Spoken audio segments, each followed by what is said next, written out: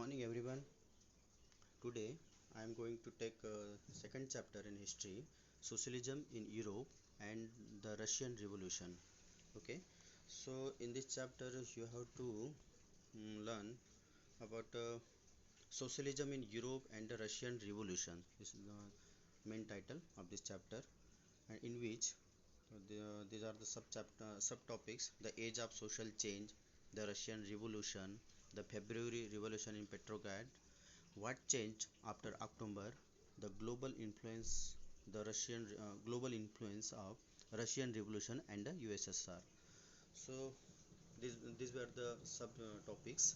So in first subtopic, your name is the age of social change. Okay. So we have to learn first subtopic, the age of social change. Okay. So, now we start. In the previous chapter, you read about the powerful ideas of freedom, equality that circulated in Europe after the French Revolution. So we have learned in the first chapter about French Revolution and related concept and ideas about French Revolution. The French Revolution opened up the and we know that what are the main ideas of French Revolution? Freedom, equality, and fraternity. So these ideas uh, were spread in Europe and debated. The French Revolution opened up the possibility of creating a dramatic change in the way in which society was structured. Okay, as you have read, before the 18th century, society was broadly divided into states and orders, and it was the aristocracy and church which controlled the economic and social power. You rightly listen that in 18th century society was divided. Okay, society जैसे हम देखते हैं कि France में जो society के 3 order में divided थी, है ना, जो first order, second order, third order. तो थर्ड ऑर्डर में सारे पीजेंट्स, मर्चेंट्स, मिडिल क्लास, ये सब आते थे. और प्रिविलेज्ड ग्रुप में फर्स्ट एंड सेकंड ऑर्डर आता था, है ना. फर्स्ट ऑर्डर मतलब जो चर्च से रिलेटेड जो भी क्लर्जीमेंस वगैरह, फादर, बिशप्स वगैरह, ये लोग आते थे. वो उनका पूरा जो डीलिंग होता था वो चर्च से रिलेटेड होता था, है ना. वो जो सब टैक्सेस वगैरह जो भी होते थे वो चर्च को जाते थे. उनकी जो ज़मीन पर खेती करने वाले जो लोग होते थे वो टैक्सेस भी चर्च को देते थे. ओके. एंड जो सेकंड, और इनको टैक्स देना नहीं होता था, उल्टा ये कलेक्शन का इनके पास राइट होता था. और जो सेकंड ऑर्डर था वो था लैंडलॉर्ड्स लोगों का, यानी कैपिटलिस्ट लोगों का. इन्हें भी प्रिविलेजेस थे, बाई बर्थ प्रिविलेजेस थे, इन्हें भी टैक्स पे नहीं करना होता था. तो इस तरह से जो सोसाइटी डिवाइड थी, तो ये जो डिवाइड था और ये जो डिफरेंस था सोसाइटी में, इसको ख़त्म करने के लिए एक सोशल चेंज की ज़रूरत महसूस हुई यूरोपियन सोसाइटी में. ओके. सो ये जो read before the 18th century, ये तो मैं पढ़ लिया. Suddenly after the revolution it seemed possible to change this in many parts of the world including Europe, Asia. तो आफ्टर दिस रिवोल्यूशन इस बात को चेंज महसूस किया कि ये जो ऑर्डर है बोले ये चेंज होना चाहिए. और ना केवल यूरोप में बल्कि एशिया में भी ये बातें फैलने लगी थी. New ideas about individual rights and who controlled social power began to be discussed. In India, Raja Ram Mohan Roy and Derozio talked of the significance of the French Revolution and many others debated ideas of post-revolutionary Europe. Okay. तो हमारे India में भी जो राजा राम मोहन राय जी थे, Henry Vivian Derozio थे, इन लोगों ने जो फ्रेंच रिवॉल्यूशन का जो सिग्निफिकेंस था, जो महत्व, इसका जो इम्पोर्टेंस था, वो यहाँ पे लोगों को बताया. और लोगों के बीच में इस बात का डिबेट भी हुआ करता था कि ये क्यों ज़रूरी है सोसाइटी में इक्वलिटी लाने के लिए, फ्रेटर्निटी लाने के लिए, है ना, लिबर्टी लाने के लिए. तो यहाँ पे इंडिया में भी ये काम किया था राजा राम मोहन राय, जो कि हमारे इंडिया के जो महान जो समाज सुधारक होते हैं उनके जनक के रूप में जाना जाता है इनको, है ना. अगर हमारे देश में किसी ने समाज सुधारक सबसे पहले जो स्टार्ट किया होगा, पुनर्जागरण जिसे बोलते हैं, है ना, रेनेसा. तो वो रेनेसा जो है, इंडियन रेनेसा के जो फादर है, वो किसे कहा जाता है? राजा राम मोहन राय को. तो इन्होंने सबसे पहले इंडिया में इस सिग्निफिकेंस को बताया इस फ्रेंच रिवॉल्यूशन के, और इसमें जो आइडियाज़ और जो कॉन्सेप्ट है वो लोगों को बताया. और इस काम में उनका सहयोग मतलब अलग तरीके से दिया, वो थे डेरेजियो. उन्होंने भी अपने संगठन के, ऑर्गेनाइजेशन के माध्यम से या संगठन के माध्यम से जो सिग्निफिकेंस था फ्रेंच रिवॉल्यूशन का वो लोगों को बताया. And many others debated the ideas of post revolutionary Europe. जो पोस्ट रिवोल्यूशनरी जो आइडियाज और कॉन्सेप्ट यूरोप में फैले थे उसको भी इंडिया में फैलाने का काम किया गया। The developments in the colonies in turn reshaped these ideas of social change. Not everyone in Europe, however, not everyone in Europe, however, wanted to complete a transformation of society. Responses varied from those who accepted that some changes was necessary but wished for gradual shift, to those who wanted to restructure society radically. Some were conservatives and others were the liberals. Okay, तो ये जो response आया change के प्रति, that response were varied. Okay, change तो हर कोई चाहता था, जैसे मैंने बताया हमारे इंडिया में भी चेंज आया था। तो अब ये मैंने जैसे बताया राजा राम मोहन राय जी को मैंने आप याद रखिए, क्योंकि he was the father of Indian renaissance. Okay, Raja Ram Mohan Roy. तो अभी आप यूरोप पे कंसंट्रेट करते हैं। तो यूरोप में क्या हुआ कि जो रिस्पॉन्स था इट वॉज वेरिड, है ना। Now the everyone Europe however wanted A complete transformation. Complete transformation तो चाहता था। ये जो ऑर्डर वाला जो सोसाइटी था, first order, second order, third order, या जो कैपिटलिस्ट या रिचेस्ट सोसाइटी का जो बोल वाला था, वो सब खत्म करना चाहते थे, इक्वलिटी लाना चाहते थे, है ना। बट जो रिस्पांस था इस चेंज के प्रति वो थोड़ा डिफरेंट था। ओके, ये डिफरेंट 3 फॉर्म्स में था। ये डिफरेंट किस तरह से था? 3 फॉर्म में कैसा था? कुछ लोग एकदम तुरंत चेंज चाहते थे और थोड़ा हार्श चेंज चाहते थे, तो दे वर कॉल्ड रेडिकल्स।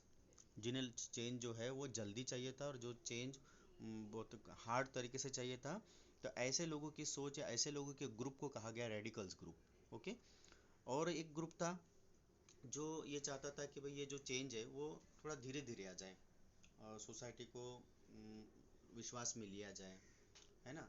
तो ऐसे लोगों को बोला गया कि ये कौन सा ग्रुप है? लिबरल्स है, जो चेंज को धीरे धीरे एक्सेप्ट करने को तैयार था, लोगों को समझाने में मतलब अपना ये समझता था कि भाई लोगों को समझाना चाहिए, पहले ऐसे एकदम से चेंज नहीं लाना चाहिए। तो ऐसे ग्रुप को बोला गया लिबरल्स। और एक ऐसा ग्रुप था जो चेंज बिल्कुल नहीं चाहता था, और अगर चेंज करना भी है बोले तो बहुत ग्रेजुअल चेंज हो, है ना। लेकिन चेंज उन बातों में ना हो जो पहले से चली आ रही हो, जो बिल्कुल फ्रेम्ड बातें हैं उनमें चेंज ना हो। मतलब ये लोग तैयार नहीं थे एक प्रकार से चेंज लाने के लिए। तो ऐसे लोग, ऐसे ग्रुप को या ऐसे आइडियाज़, विचारधारा रखने वाले लोगों को बोला गया कंजर्वेटिव्स। ओके, तो this 3 names you need to remember in your mind. तो वो कौन कौन से 3 ग्रुप्स थे? To those wanted to restructure society radically, है ना, कंजर्वेटिव्स एंड लिबरल्स। ओके, तो ये जो 3 ग्रुप्स है ये आपको याद रखना चाहिए कि इन 3 ग्रुप जो सोसाइटी में थे, इनके अपने अपने क्या क्या आइडियाज़ और कॉन्सेप्ट थे।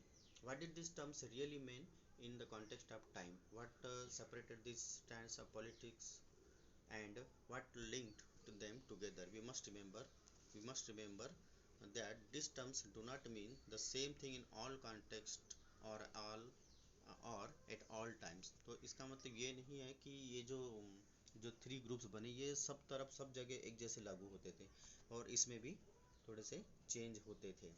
Okay, we will look briefly at some of the important political traditions of 19th century and see how they influenced the change. Then they will focus one historical event in which there was an attempt at a radical transformation of society through the revolution in Russia. Socialism became one of the most significant and powerful ideas to shape society in the 20th century.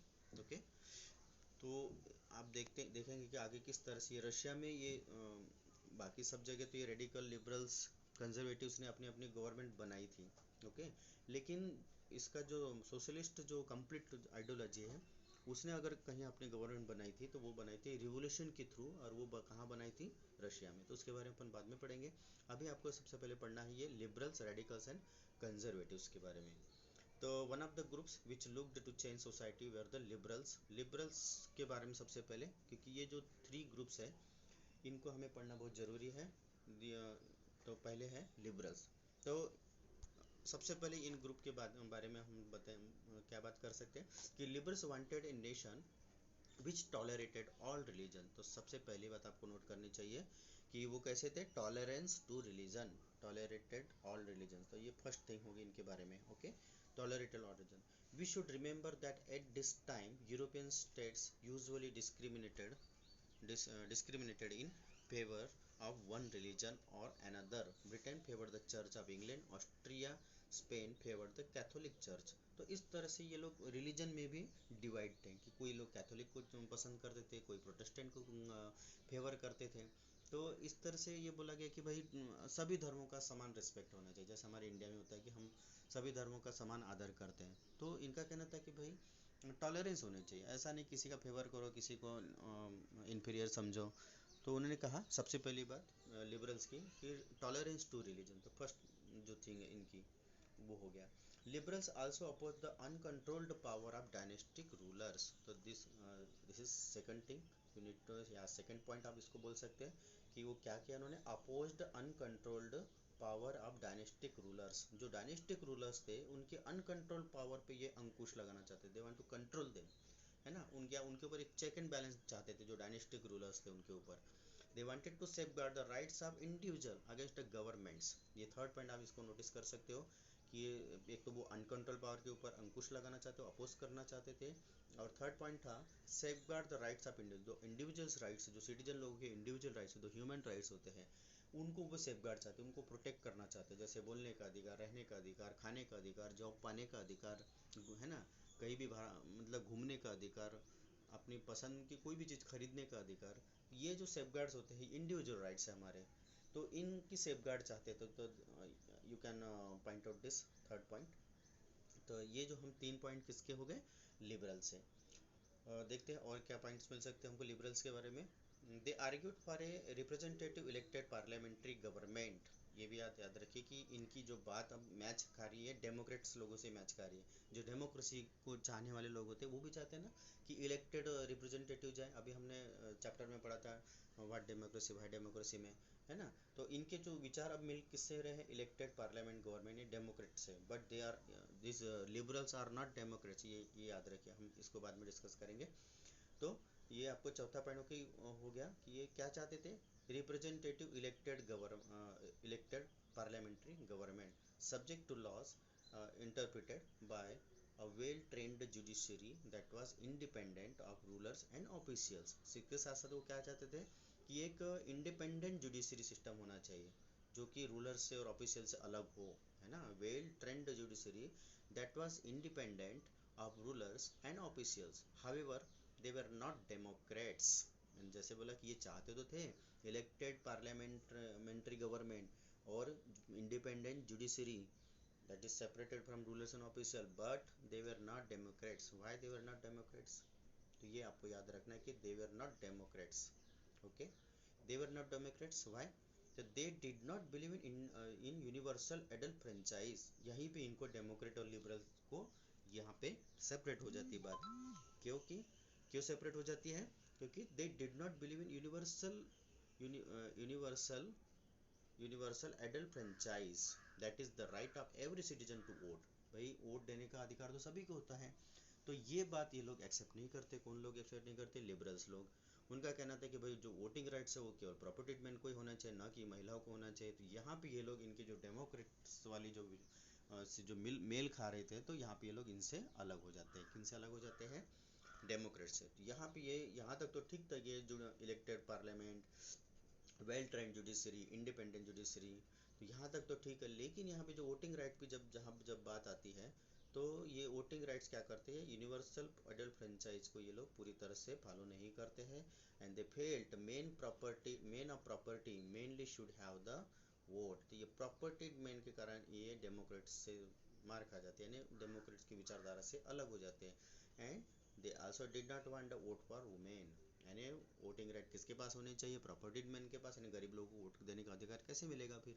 और दूसरी बात कि women को भी vote देने का rights नहीं मिलना चाहिए। तो यहाँ पे इन दो बातों के कारण महिलाओं को वोट न देना और प्रॉपर्टी मैन को ही वोटिंग राइट होना, यहाँ से ये लोग डेमोक्रेट से सेपरेट हो जाते हैं, डेमोक्रेट्स विचारधारा से अलग हो जाते हैं। तो you should be able to write what is the difference between liberals and democrats. Is liberals are democrats, तो नो, है ना। तो ये आपको यहाँ पे ये पॉइंट आपको मेंशन करना है कि why they are not democrats. Okay, बाकी की चीज़ें उससे मैच खाती है। डेमोक्रेसी की tolerance to religion, oppose to uncontrol power of dynastic rulers, safeguard individual rights. But voting right में ये लोग डेमोक्रेट से डिफरेंट हो जाते हैं। तो hope you understood about liberals, okay, जो लिबरल्स जो ग्रुप होते उनके क्या आइडियाज और उनके जो क्या कॉन्सेप्ट थे।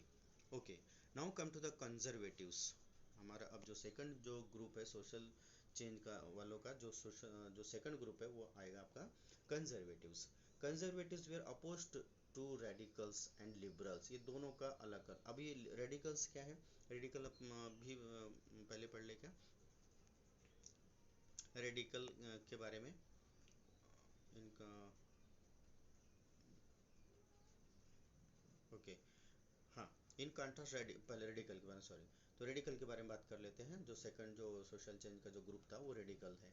ओके, ये जो सेकंड ग्रुप है, तो रेडिकल क्या करते थे, ये लगभग लिबरल्स की तरह है, लेकिन ये लोग थोड़ा मतलब जल्दी जल्दी चेंज चाहते थे। Wanted a nation in which government was based on the majority of population, countries population. अब यहाँ पे एक बात थोड़ी डिफरेंट हो रही कि लिबरल्स क्या चाहते थे, इलेक्टेड गवर्नमेंट चाहती थी, है ना, और ये क्या चाहते कि मेजोरिटी वालों की गवर्नमेंट हो, यानी जिस कंट्री में जिस मेजोरिटी के लोग ज़्यादा हो उनकी गवर्नमेंट होनी चाहिए। ठीक है, तो यहाँ पे इनको थोड़ा सा डिफरेंट करते, चाहते तो ये भी है कि डेमोक्रेटिक गवर्नमेंट हो, बट ये चाहते थे मेजोरिटी की गवर्नमेंट हो। फिर many supported women suffragette movements.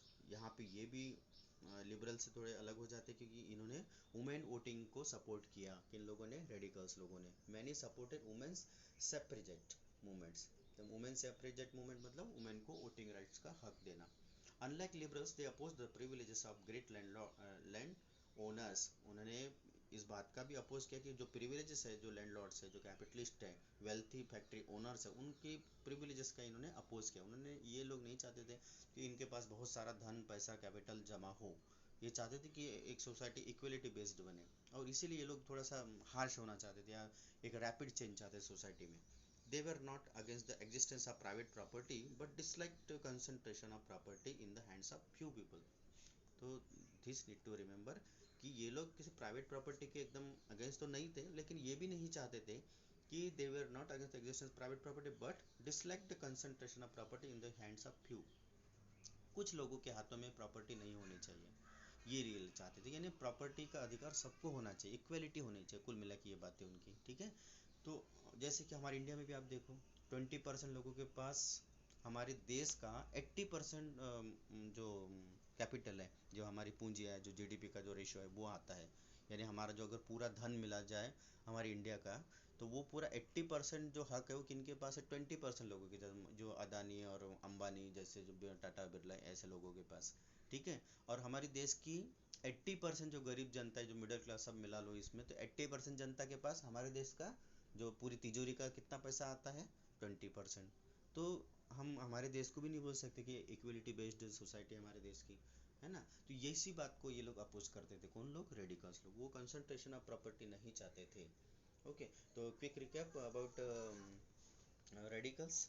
Government based on majority of countries population, जो भी मेजोरिटी कंट्री के पॉपुलेशन उसकी उसकी गवर्नमेंट बननी चाहिए। Second point, oppose the privileges of wealthy factory owners and landlords. ये जो याद रखना आपको कि इनके जो प्रिविलेजेस थे फैक्ट्री ओनर्स के और लैंडलॉर्ड्स के, उसका अपोज किया। Dislike the concentration of wealth in few hands and supported women suffragette movements. तो this 4 points you need to remember for radicals. Okay, now come to the conservatives. Okay, conservatives were opposed to radicals and liberals. ये दोनों के against में थे। क्यों against में थे? After the French Revolution, however, even conservatives had opened their minds to the need for change. ये लोग इसलिए अगेंस्ट में थे क्योंकि ये लोग अपनी पुरानी विचारधारा पर चलने वाले लोग थे, ये ऑर्थोडॉक्स पीपल कहलाते हैं। लेकिन आफ्टर फ्रेंच रेवोल्यूशन इन्होंने भी महसूस किया कि भाई चेंज तो होना चाहिए, थोड़ा बहुत तो भी चेंज होना चाहिए। Okay, earlier in the 19th 18th century conservatives had been generally opposed to the idea of change. By the 19th century 18th century तक तो उन्हें भरपूर अपोज किया, लेकिन by the 19th century they accepted that some changes was inevitable but believed that past had to be respected and change had to be brought about through a slow process. उनका कहना था कि जो past है उसका respect होना चाहिए और जो चेंज है वो ग्रेजुअल होना चाहिए, स्लो प्रोसेस में चेंज होना चाहिए, और past had to be respected, past had to be respected. Okay, तो ये दो मेन बातें इनके बारे में याद रखनी है कि इन्होंने एक तो 19th सेंचुरी से चेंज एक्सेप्ट किया, चेंज तो उनको भी पता था कि चेंज होना चाहिए, बट वो चेंज कैसा चाहते थे कि पास्ट ऐसा नहीं बोले कि हम पुराने लोगों को भूल जा, नए नए लोगों का ही बोलबाला हो। तो past had to be respect, जो भी पास्ट की जो अच्छी बातें हैं उनका रिस्पेक्ट होना चाहिए, उनको भूलना नहीं चाहिए। और जो चेंज करना भी है बोले आपको, तो वो कैसा होना चाहिए, चेंज स्लो होना चाहिए, स्लो प्रोसेस में होना चाहिए। तो ये इम्पोर्टेंट बात है इस कंजर्वेटिव्स के बारे में, ये आपको याद रखनी है। तो एक क्विक रिकैप इनके बारे में फिर से, कंजर्वेटिव्स के बारे में। Earlier oppose the idea of change, शुरुआत में तो इन्हें जैसे 18 सेंचुरी में अपोज किया, 19 सेंचुरी में चेंज को एक्सेप्ट किया। तो first point you need to remember, earlier opposed the idea of change, शुरुआत में इन्होंने जो चेंज का आइडिया है उसको अपोज किया। Second point, later accepted some changes, यानी 19 सेंचुरी में इस चेंज को इन्होंने एक्सेप्ट किया। फिर believed in preserving and respecting past, इनका जो विश्वास था कि भाई जो पास्ट की जो ग्लोरी है, या जो पास्ट के जो अच्छे कॉन्सेप्ट्स है, जो जो मॉरल्स है, जो भी बातें हैं, अच्छे अच्छे सिस्टम्स हैं, उनको रिस्पेक्ट किया जाना चाहिए, है ना। तो उनका ये कहना था कि वे believed in preserving and respecting the past. Okay, and last point, wanted change but at a slow pace.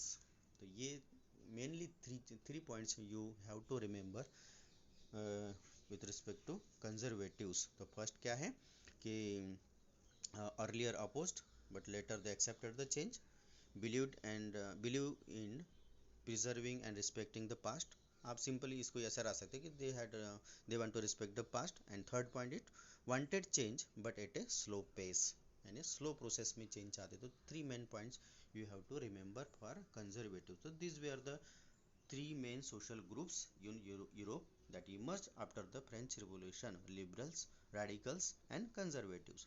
Now come to the next 1.2, industrial society and social change। okay, हाँ, यहाँ पे क्या है, अब these political trends were signs of new time। it was the time of profound social and economic changes।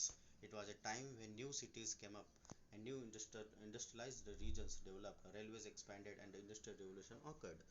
ये जो time था after French revolution, पूरे यूरोप में एक इंडस्ट्रियल रिवोल्यूशन का एक दौर आ रहा था, है ना। न्यू न्यू सिटीज़ इमर्ज हो रही थी, नई सोसाइटीज़ बन रही थी, क्योंकि जब फैक्ट्रीज़ में काम करने वाले लोग अपने गाँव को छोड़ कर आ रहे थे तो वो शहरों में बस रहे थे, शहरों का पॉपुलेशन बदल रहा था, डेमोग्राफी बदल रही थी शहरों की, और उसके साथ साथ शहरों का जो रहन सहन है वो भी बदल रहा था, शहरों का जो एथनिक ग्रुप का जो कॉम्बिनेशन है वो बदल रहा था, उनका कल्चर बदल रहा था। तो बहुत सारे चेंजेस एक साथ आ रहे थे। इकोनॉमिक चेंजेस तो आ ही रहे थे क्योंकि लोगों की अर्निंग बढ़ रही थी, और जैसे मैंने बताया कि जो मिडिल क्लास है, जो पावरफुल मिडिल क्लास है, वो इंडस्ट्रियल रिवोल्यूशन की ही देन थी मेनली। हालांकि उसमें और भी फैक्टर्स थे, जैसे उनका ट्रेड का डेवलप होना, ओवरसीज ट्रेड का डेवलपमेंट होना, जिससे उनकी अर्निंग बढ़ गई। तो ये भी एक फैक्टर थे मिडिल क्लास के उभरने का, बट मेनली कंट्रीब्यूट किया था इंडस्ट्रियल रिवोल्यूशन ने। Okay, come to the second paragraph। Industrialization brought men women children to factories में, जैसे बताया कि हर कोई अब कमाना चाहता था, तो सबको पता था खेती करके ज़्यादा पैसा मिलना नहीं है, तो सब लोग एक रश दौड़ने लगा एक प्रकार से शहरों की तरफ, क्योंकि फैक्ट्री ज़्यादातर शहरों में होती थी, तो हर कोई काम करना चाहता और पैसा कमाना चाहता था। तो इंडस्ट्रियलाइजेशन ने किसको अट्रैक्ट किया, मैन वुमेन चिल्ड्रन सभी को अट्रैक्ट किया। वर्क आवर्स ऑफन लॉन्ग, अब इस बात का फ़ायदा है वो फैक्ट्री ओनर से उठा, बोले तो हमको तो बड़े पैमाने पर लोग मिल रहे काम करने वाले, तो उनको जब बड़े पैमाने पर लोग मिल रहे थे तो उन्होंने भी उसका फ़ायदा उठाया। वर्किंग आवर्स लॉन्ग रखे, वेजेस कम रखे, है ना, तो ये तो होना ही था। तो उन्होंने भी अपने लालच के कारण वर्किंग आवर ज़्यादा रखे और मजदूरी के पैसे देना कम कर दिया। अनएम्प्लॉयमेंट वाज कॉमन, क्योंकि जब ज़्यादा ही लोग, बहुत सारे लोग एक साथ काम मांगने आने लगे, खेती और जो भी उनके जो पेस्टोलिस्ट जो धंधे थे, जो जैसे कैटल को चराने का, गाय भेड़ों को चराने को काम छोड़ छोड़ कर, या जंगलों में काम करने, खेतों में काम करने का काम धंधा छोड़कर सब हर कोई अगर फैक्ट्री में काम करना चाहेगा तो क्या होगा, तो अनएम्प्लॉयमेंट बढ़ेगा ही। तो कुछ लोग काम मिलता था, कुछ अनएम्प्लॉयमेंट में फंस जाते थे। Particular times of low demand of industrial goods, खासकर उस समय में जब इंडस्ट्रियल गुड्स की डिमांड कम हो जाती थी, जैसे कोई प्रोडक्ट है उसकी डिमांड कम होगी तो स्वाभाविक है, तो अनएम्प्लॉयमेंट होगा ही होगा, है ना। जैसे अभी अभी हमारे इंडिया में लॉकडाउन चल रहा है, तो ऐसे लॉकडाउन में क्या होता है कि डिमांड कम हो जाती है ना, लोग अपने घरों में बंद होकर रह जाते हैं, तो कहीं बाहर जाना नहीं, आना नहीं, खाने पीने का सामान भी कम लगता है। तो इस कारण से क्या हो जाता है कि जो इंडस्ट्रियल गुड्स है उसकी डिमांड भी कम है। जब इंडस्ट्रियल गुड्स की डिमांड कम होगी तो फैक्ट्री क्यों दिन रात चलेगी और बहुत ज़्यादा पैमाने पर प्रोडक्शन करेगी, तो वो स्टॉप हो जाता है, तो एम्प्लॉय की छटनी हो जाती है और फिर वो एम्प्लॉयमेंट बढ़ जाता है। Okay, housing and sanitation were problem since towns were growing rapidly. तो होना ही था, जब भी टाउन्स अब जब बढ़ जाते हैं तो वो सबसे बड़ी प्रॉब्लम होती है लेबर्स को या जो मिडिल क्लास के लोग हैं उनको हाउस, हर एक को, हर फैमिली को हाउस प्रोवाइड कराना, क्योंकि इतने बड़े पॉपुलेशन के पहले से घर तो नहीं बने होते हैं शहरों में।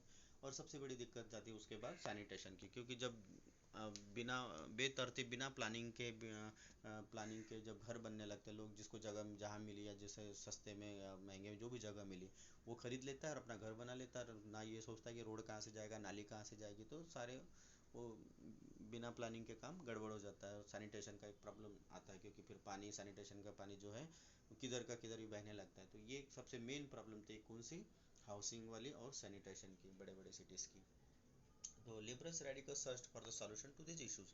तो चूँकि गवर्नमेंट में तो ये लिबरल्स रेडिकल्स ही बैठे थे ज़्यादातर, तो उनके लिए एक बड़ा इशू था कि इसका सॉल्यूशन कैसे ढूंढा जाए। ओके, तो almost all industrialists were the properties of individual. Liberals and radicals themselves were often property owners and employees. ये लिबरल्स और रेडिकल में भी कुछ लोग ऐसे थे जिनके पास प्रॉपर्टी होती थी। हालांकि आपको तो पता ही है कि रेडिकल जो थे वो तो अपोज करते थे किस बात का, प्राइवेट प्रॉपर्टी का। लेकिन फिर भी वो लोग इस प्राइवेट प्रॉपर्टी का अपोज जरूर करते थे, लेकिन उनमें से कुछ लोग फिर भी कैसे थे, लैंडलॉर्ड्स थे। किसमें से, लिबरल्स और रेडिकल्स में थे। ओके, फिर oppose to the privileges old aristocracy had to be birth. जो उन्होंने और बात किस बात का अपोज किया था कि जो ओल्ड एरिस्टोक्रेसी उनके जो प्रिविलेजेस मिले हुए थे बाई बर्थ, भाई इस फैमिली में जन्मे हुए लोगों को यही प्रिविलेजेस मिलेंगे, तो उस बात का भी अपोज किया गया। तो they firmly believe in the value of individual effort, labour and enterprises. Okay, some nationalist liberals radicals wanted revolution to put an end the kind of government established in Europe in 1815 in France. तो जैसे कुछ लोग जो nationalist लोग थे या liberals radicals एक revolution चाहते थे कि एक अच्छी गवर्नमेंट आए, तो वहाँ पे नेपोलियन के बाद फ्रांस में एक गवर्नमेंट बनाई गई यही सोच के रख कर। तो फ्रांस, इटली, जर्मनी, रशिया में 1815 के बाद से नई नई सोशल गवर्नमेंट बनने लगी, became revolutionaries and worked to overthrow the existing monarchs. Nationalists talked of revolutions that would create nations where all citizens would have equal rights. After 1815, uh, Giuseppe Mazzini, an Italian nationalist, conspired with others to achieve this in Italy. Nationalists elsewhere including India read his writing. तो जो Joseph Mazzini थे, इन्होंने भी Italy में बड़ा change लाया था 1850 के बाद, और उन्होंने ऐसा कुछ मूवमेंट चला जिससे कि वहाँ की जो मोनार्किस थी या जो रूलर्स थे उनको हटाया और वहाँ पे एक सोशलिस्ट गवर्नमेंट को लाया था। तो ये सारा जो चेंज आया यूरोप में कब आया, आफ्टर 1815। तो ये क्विक रिकैप आपको एक पॉइंट वाइज में आपको बता देता हूँ कि industrial society and social change, तो किस तरह से ये चेंज आया, industrial society and social change किस तरह से आया, एक पॉइंट वाइज में आपको बता देता हूँ। New cities rose with the industrial revolution. नई नई सिटी किस कारण से पनपी थी, इंडस्ट्रियल रिवोल्यूशन के कारण। Man women children worked in factories. ये तो मैंने आपको बताया कि ये जो नई नई फैक्ट्री थी इन्होंने सभी को अट्रैक्ट किया था, मैन वुमेन एंड चिल्ड्रन ने। लेकिन क्या हुआ, साथ साथ long working hours with low wages रखा गया, क्योंकि अब ये उनको जब ओनर्स को बड़े सस्ते में लोग मिलने लगे तो वो क्यों ज़्यादा की वेजेस देंगे, और कोई इस तरह कंप्लेंट करने वाला ग्रुप भी नहीं था उस समय। तो लो डिमांड लेड टू अनएम्प्लॉयमेंट। जब डिमांड कम हो जाती थी इंडस्ट्रियल गुड्स की तो अनएम्प्लॉयमेंट भी बढ़ जाता था। फिर rapidly growing towns faced housing and sanitation problem, जो होना ही था, पॉपुलेशन बढ़ जाती किसी सिटी की तो सबसे बड़ी प्रॉब्लम आती है हाउसिंग एंड सैनिटेशन की। Liberals and radicals rallied around these issues and wanted revolutions. तो इन इशू को लेकर लिबरल्स और रेडिकल्स लोगों ने क्या किया, एक मूवमेंट चलाया और लोगों को अवेयर किया, उसके लिए रिवोल्यूशन के थ्रू उन्होंने कहीं कहीं चेंज लाया। जैसे कि एग्जांपल है आपके सामने जोसेफ मेजिनी का, जिन्होंने इटली में इन्हीं सब इशू को लेकर एक रिवोल्यूशन किया और वहाँ पे इटली में अपनी सरकार बनाई थी। और इन सब का इंडिया पे भी इफेक्ट पड़ा था, क्योंकि इंडिया में भी ब्रिटिश राज था, तो उनके विचारधाराओं से इंडियंस भी इंस्पायर्ड हुए थे। Okay, now coming up socialism to Europe. Okay, coming of socialism to Europe. Socialism, uh, perhaps one of the most far-reaching visions of how society should be structured, was socialism. By the mid 19th century in Europe, socialism was a well-known body of ideas that attracted widespread attention. हर कोई चाहता तो था socialism होना चाहिए, social change होना चाहिए, है ना। लेकिन इसका जो कंप्लीट जो आइडिया है वो कहीं पे भी लागू नहीं हो पा रहा था। ठीक है, कहीं लिबरल्स के रूप में गवर्नमेंट में थे लोग, तो कहीं रेडिकल्स के रूप में गवर्नमेंट में थे, और कंजर्वेटिव्स तो थे ही पहले से। ओके, लेकिन जो सोशलिस्ट होने चाहिए वो कहीं पे भी पूरी तरह से लागू नहीं हो पाया, और पूरी इनके सोशलिस्टों की गवर्नमेंट नहीं बन पाई कहीं पे भी। ओके, तो socialist were against private property, तो आपको पता ही है। एंड सा इट इज इट ऐसा अब मैंने जैसे बोला कि सोशलिस्ट पूरी तरह से गवर्नमेंट नहीं बन के, लेकिन ये रेडिकल्स लिबरल्स ये भी सोशलिस्ट ही थे एक प्रकार से, है ना, लेकिन ये कंप्लीट सोशलिस्ट नहीं थे, एक सोशल चेंज लाने वाले ग्रुप्स थे। ओके, तो सोशलिस्ट भी प्राइवेट प्रॉपर्टी के अगेंस्ट थे। Saw it was a root of all social ills of time, तो उन्होंने भी ये इस बात को किस तरह से देखा, जो प्राइवेट प्रॉपर्टी का जो कंसंट्रेशन है, बोल यही सारी समस्याओं की जड़ है सोसाइटी की। वह इंडिविजुअल जैसे owned the property that give employment, but the property were concerned only with the personal gain and not with the welfare of those who made the property who made the property productive. बोले ये लोग जो क्या करते हैं, बोले property man, इनके लिए जो अदर जो मेन वुमेन होते हैं, ये तो इनके लिए काम करके इनके प्रॉपर्टी तो गेन कराते हैं, है ना। लेकिन इनकी जो पर्सनल प्रॉपर्टी तो गेन होती है, लेकिन जो इनके लिए प्रॉपर्टी कमा के देते हैं, इनके फैक्ट्री में काम करके, इनके खेतों में काम करके, इनकी ज़मीन पर काम करके, उनके भलाई का ये लोग कितना सोचते हैं। उनके लिए उनकी प्रॉपर्टी क्यों नहीं बढ़ पाती फिर, जो इनके लिए प्रॉपर्टी गेन करके देते हैं। ये बड़ा क्वेश्चन था, सबसे बड़ा, है ना। So the welfare of those who made the property productive. So इनके वेलफेयर के लिए उन्हें तो कुछ नहीं करते थे लोग प्रॉपर्टी में। So if a society as a whole rather than a single individual controlled the property, more attention would be paid to collective social interest. Socialists wanted this change and campaigned for it. तो इसीलिए जो socialist लोग थे वो बोले कि भाई society केवल अकेले इंडिविजुअल लोगों से तो नहीं बनती, सोसाइटी तो सभी लोगों से बनती, चाहे प्रॉपर्टी मैन हो या कम लेस प्रॉपर्टी मैन हो। तो हमें तो इक्वलिटी होनी चाहिए सोसाइटी में, सबके पास प्रॉपर्टी होनी चाहिए, सबके पास इक्वल राइट्स होने चाहिए। तो इस इशू को उन्होंने उठाया सोशलिस्ट लोगों ने, और इक्वलिटी लाने के लिए और एक प्राइवेट प्रॉपर्टी का जो राइट्स है उसको ख़त्म करने के लिए उन्होंने क्या चलाया, मूवमेंट चलाया, लोगों को अवेयर करना स्टार्ट किया, और एक उसके लिए कैंपेन किया बाकायदा, है ना। How could a society without property operate, what could be the basis of socialist society. अब जब बात ये आई कि जब प्राइवेट प्रॉपर्टी नहीं होगी तो सोसाइटी में एक कलेक्टिव प्रॉपर्टी कैसे बनेगी, है ना, ये भी एक क्वेश्चन है। क्योंकि भाई सबका धन सबका तो नहीं होता, है ना, उसको भी तो कंट्रोल करने के लिए कोई रूल्स रेगुलेशन होने चाहिए। तो what would be the basis of socialist society, उसके क्या आधार होने चाहिए कि एक सोशलिस्ट सोसाइटी अगर हम बनाना चाहते हैं तो फिर उसके क्या रूल्स रेगुलेशन या उनके क्या जो आइडियाज़ होने चाहिए जो कि स्ट्रांग हो। तो socialist had different visions of the future, तो इस बारे में सोशलिस्ट लोगों के डिफरेंट डिफरेंट विजन थे या व्यूज़ थे। Some believed in the idea of cooperatives, तो कुछ लोगों का मानना क्या था कि भाई कोऑपरेटिव्स किया जाए। कोऑपरेटिव्स मतलब ऐसा कि एक ऐसी बॉडी बना दिया जाए जिसमें जिसमें कि वो कोऑपरेटिव बॉडी कहलाएगी, जिसमें किसी का एक व्यक्ति का हक नहीं, वो सबका हक है, एक सबके लिए और सब एक के लिए, इस तरह से। तो रॉबर्ट ओवेन 1771-1851, और लीडिंग इंग्लिश मैन्युफैक्चरर, याद रखना इनके नाम को, रॉबर्ट ओवेन। तो ये कौन थे, English manufacturer. Sought to build a cooperative community called New Harmony in Indiana. तो इन्होंने सबसे पहले एक सोसाइटी बनाई, उसका नाम क्या था, new Harmony in Indiana, USA. The other socialists felt that the cooperatives could not be built on a wide scale only through the individual initiative। तो कुछ लोग सोचते थे कि भाई ये सोसाइटी तो बननी चाहिए, इस तरह की कोऑपरेटिव सोसाइटी बननी चाहिए, है ना, लेकिन कैसी बननी चाहिए कि इनिशिएटिव इंडिविजुअल ने लेना चाहिए। और कुछ लोग चाहते थे कि भाई जो इनिशिएटिव है वो गवर्नमेंट ने लेना चाहिए। मतलब चेंज तो चाहते थे, हर कोई चेंज चाहता था, लेकिन एक ग्रुप ऐसा चाहता था कि भाई इंडिविजुअल सामने आए इस तरह की कोऑपरेटिव सोसाइटी बनाने में, और एक ग्रुप ये चाहता था कि गवर्नमेंट इंटरफेयर करे इस तरह की कोऑपरेटिव सोसाइटी बनाने में। ओके, तो to encourage properties. In France, for instance, Louis Blanc, wanted the government to encourage the cooperative. जैसे फ्रांस का एग्जाम जैसे हमने आपके बताया, ये तो इंडिविजुअल वाला एग्जाम्पल हो गया। कौन सा? जो ये यूएसए वाला जिसने बनाया ना, ये इंडिविजुअल वाला एग्जाम्पल हो गया। फिर ये जो फ्रांस का है कि लुइस ब्लैंक क्या चाहते कि गवर्नमेंट एनकरेज करे सोसाइटी, कोऑपरेटिव सोसाइटी के लिए, रिप्लेस्ड कैपिटलिस्ट एंटरप्राइजेस। ओके, तो दो तरह के व्यूज थे, एक चाहते थे कि इंडिविजुअल इनिशिएटिव हो, एक चाहता था गवर्नमेंट इनिशिएटिव हो।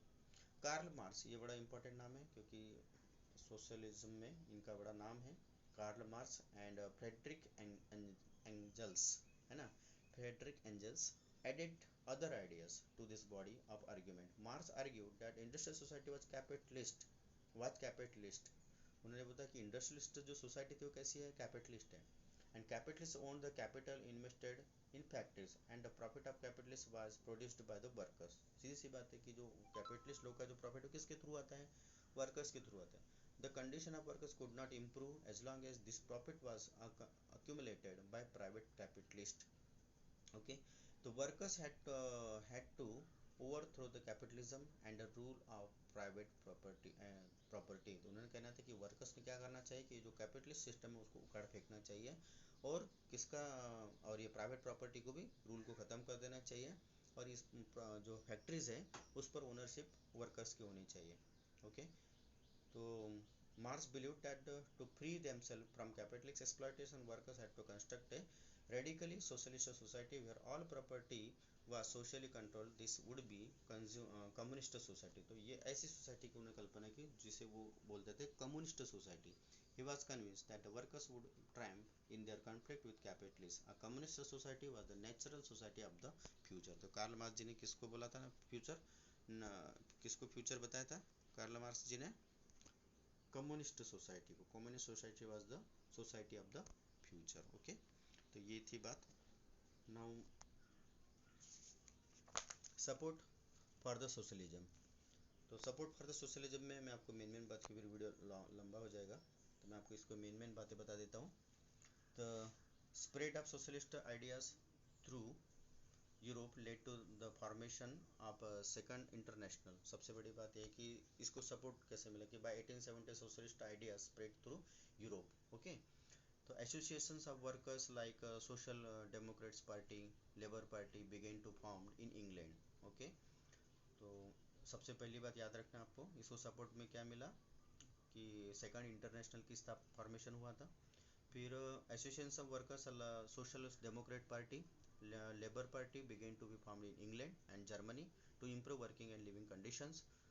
फंड्स रेजिंग की गई बाद में, फिर demands for reducing working hours और एंड राइट टू वोट, इन्होंने ये डिमांड की थी कि वर्किंग आवर्स कम होने चाहिए। फिर ideas of socialist did shape legislation but they never succeeded in forming government in Europe. Conservatives, liberals and radicals continued to form government। So all that's all for this chapter। okay, for this chapter means for this the age of social change के बारे में। so we shall study next subtopic, Russian, the Russian Revolution। okay, thank you।